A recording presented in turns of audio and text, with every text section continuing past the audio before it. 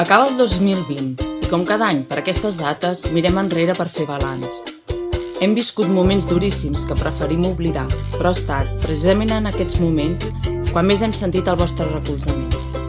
Per això, des de la gralla, volem donar-vos les gràcies de tot cor, per venir a buscar un pinzell i omplir-vos la vida de colors, o comprar un llibre, que és el tresor i el mapa on trobar-lo, per seguir fent comandes per la nostra web quan vivíem confinats a casa, per celebrar Sant Jordi al nostre costat des dels vostres balcons, per lluitar amb nosaltres contra aquest drac que amenaça en devorar el petit comerç i, sobretot, per tornar quan hem obert les portes, malgrat el gel, la mascareta i la distància de seguretat.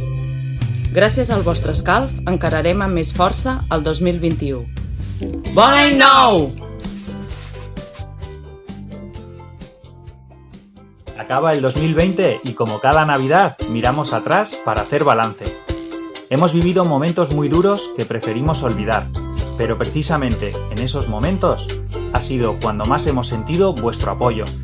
Por eso, desde la gralla, queremos daros las gracias de todo corazón, por venir a buscar un pincel y llenar la vida de colores, por comprar un libro que es un tesoro y el mapa para encontrarlo, por seguir haciendo pedidos en nuestra web cuando vivíamos confinados en casa, por celebrar Sant Jordi a nuestro lado desde vuestros balcones, por luchar con nosotros contra ese dragón que amenaza con devorar al pequeño comercio y sobre todo por volver cuando hemos abierto las puertas, a pesar del gel, la mascarilla y la distancia de seguridad.